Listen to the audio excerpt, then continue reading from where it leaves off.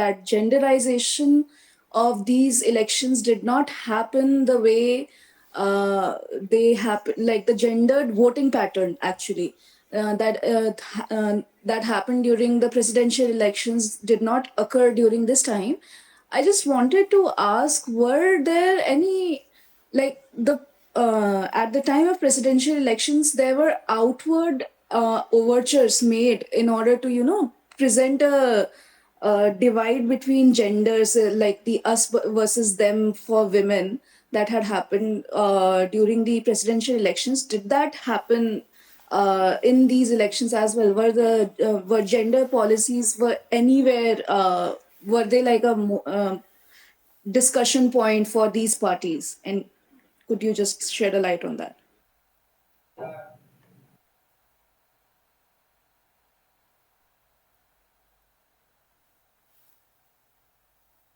Uh, Abhishek, before you proceed, I think I'll club a question asked by Tarunika Rao, because I think it's a very similar question.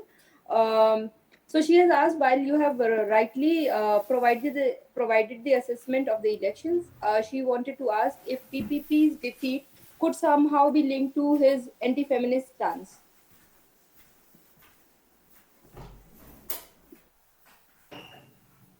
okay, so we saw the result of we saw the can I represent my screen? Okay, I can just discuss it.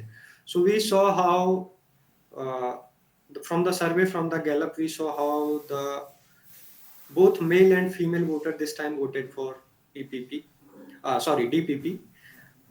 But interestingly, during this election, like what Meghna asked, I find any instances of gender-related issues popping up?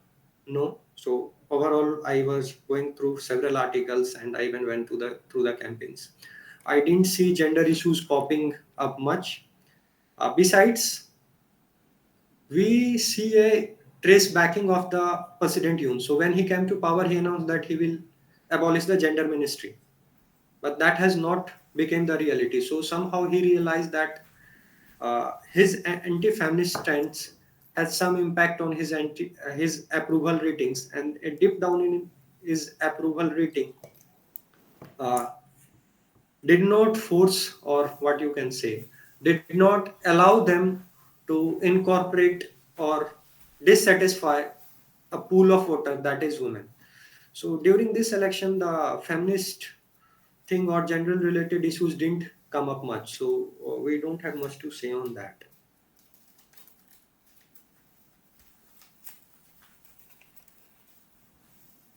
Similarly, like the Torunika's question is also same. So defeat to anti-feminist PPP. So there was no issues related to the gender. Like there might be one or two instances, but the gender issues were not popping up much. The major issues during this election were inflation, unemployment, and misuse of power by President Yoon. So these three were the major issues, and that's it. So we don't have much to draw inferences of gender related issues in 2024 South Korean general elections. Thank you.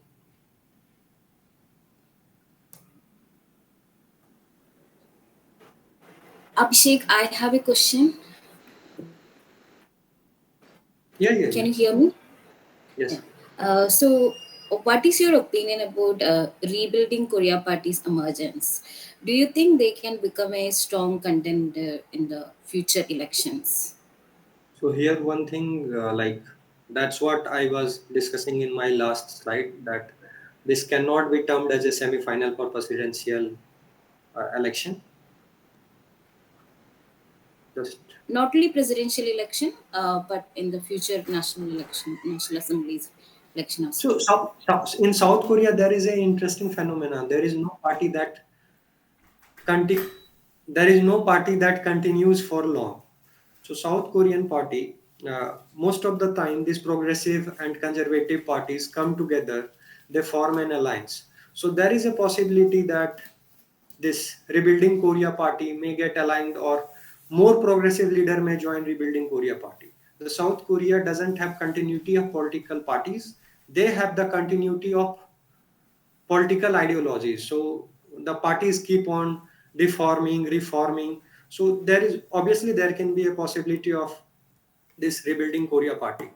Besides, there are some litigation probes going against President Chokuk, and as we can see that how Democratic Alliance as well as the new conservative, as well as PPP, both are threatened by the rise of DPK, sorry, RKP. So we may see a collective effort to bring down President Cho, and if the Supreme Court judgment goes against the leader, the party may even dismantle. But if this continues, the interesting thing here was to note that people did not vote for the candidates. The party did not contest the candidate election. They only contested for the proportional representations, and they got somewhere around 24% vote, only 2% less than the Democratic Alliance. That signifies that that how what do you say? Uh, the people are looking for the progressive ideology is looking for alternative. So obviously there is a chance. Democratic Alliance few party may, if even if Democratic, it's not Democratic Party, it's Democratic Alliance. So if Chokuk is able to pull on some of their alliance partner into their camp, again there is the 2% difference can also be covered up. Okay. So we have other questions as well. So Madhusudan has asked, what exactly or conglomerate impacted this general election?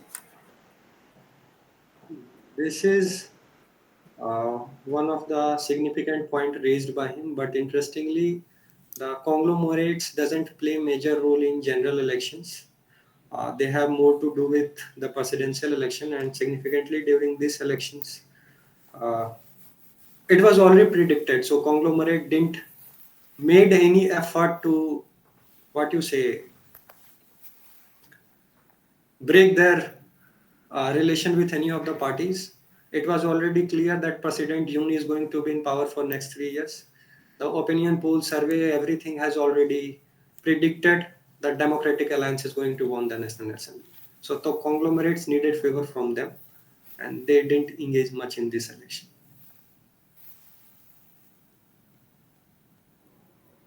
I think we are running out of time, so Rachit, you can ask your question and keep it short, please. Thank you, Abhishek, for your insights on the elections. My question is, as we have been saying that the President June would be a lame duck, for the rest of his presidency, and the number of policies that his government wanted to take will be in jeopardy now because they would face opposition from the Congress. So my question is the recent their move to limit the to add the increase the medical quota to 2,000 doctors. Now that also came into jeopardy because yesterday they said that now they are compromising and they are ready to uh, compromise and negotiate that each medical school can have their own quota. So he was his position was used to be very rigid and blunt, but now that he is saying that he would adhere to the public, he would public perception. So what do you think will this impact on number of policies that Yun has, and what other policies do you think that he will have to compromise on?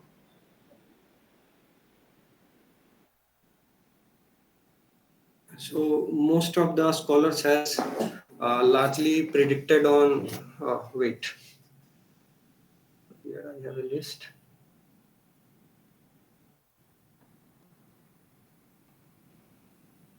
Just give me a moment.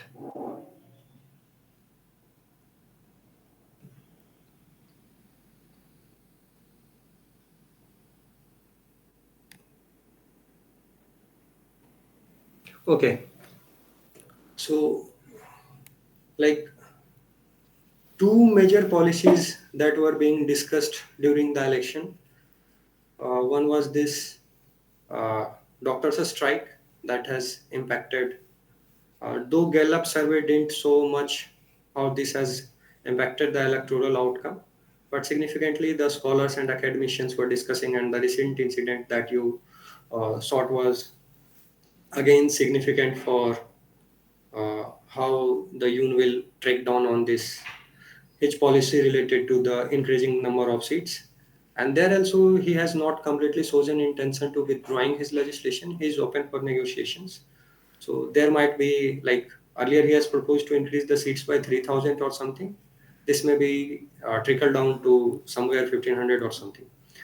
Besides, the another issues that he was going that severely impacted the electoral outcome was his budget R&D budget cut.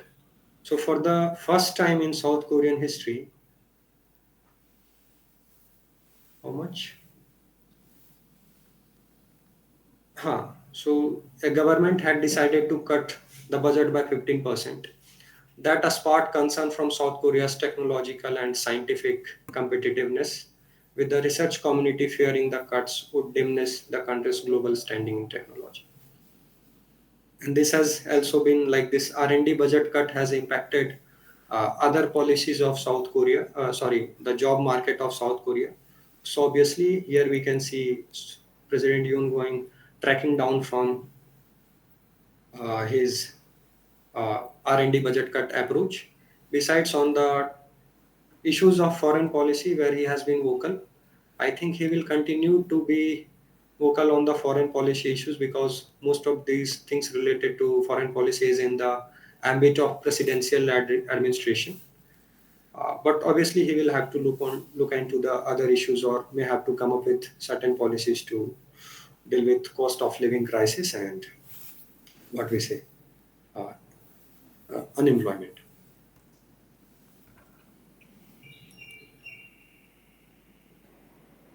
Is there anyone who wants to ask question?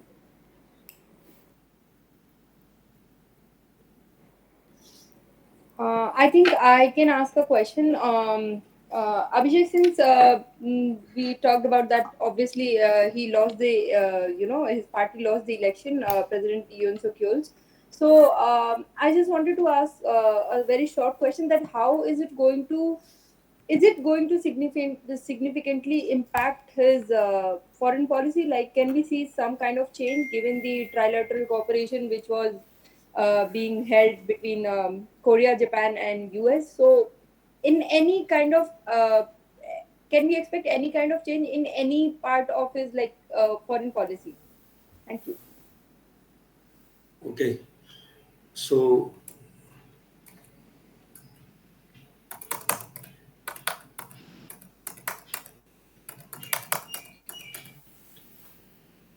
soon after the election, renowned Korean scholar Victor Cha came up with his predictions on how South Korea's election will be uh, impacting the policy making decisions.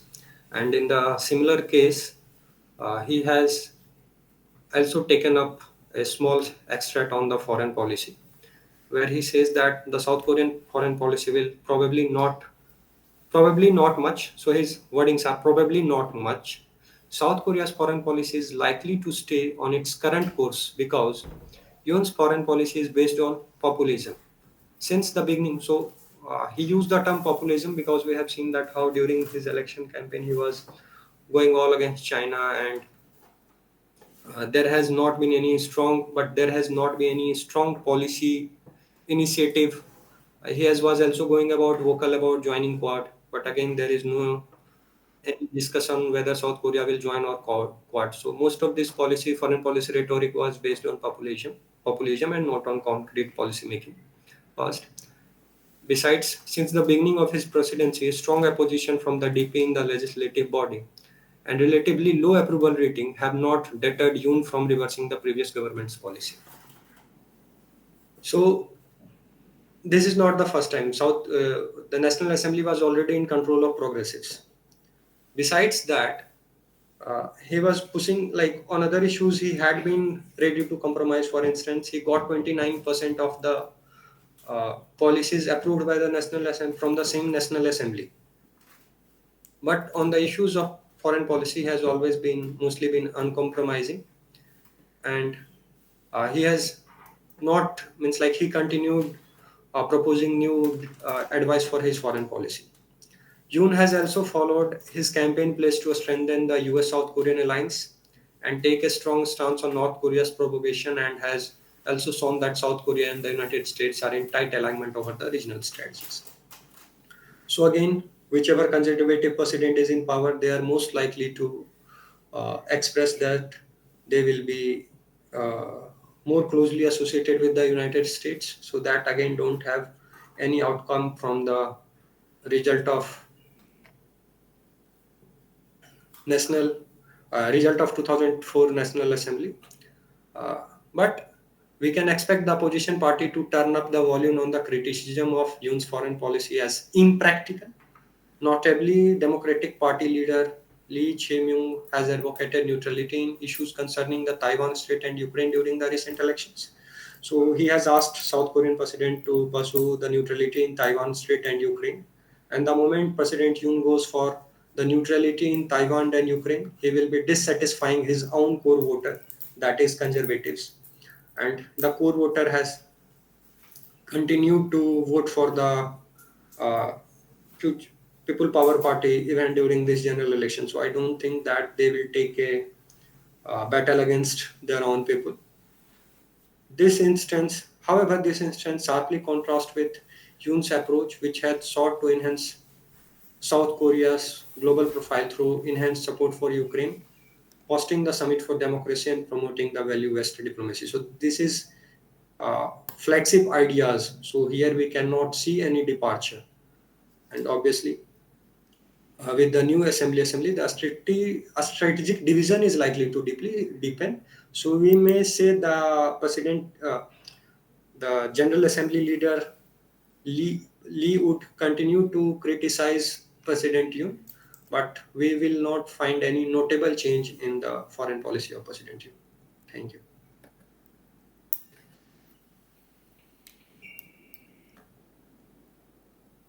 Priyanka, you are not audible.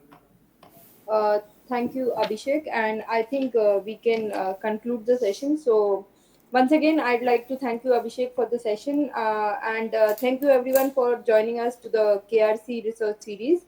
Uh, do join us for the next session, next research scholar session, where Meghna Pradhan will be speaking on 11th May of 2024. We can also be found out at Twitter, X, LinkedIn, WhatsApp, and Instagram. So do follow us for further updates on Korea Research Circle. Thank you. Just 1 minute, Priyanka. I can share few links uh, Sure. that can be used by our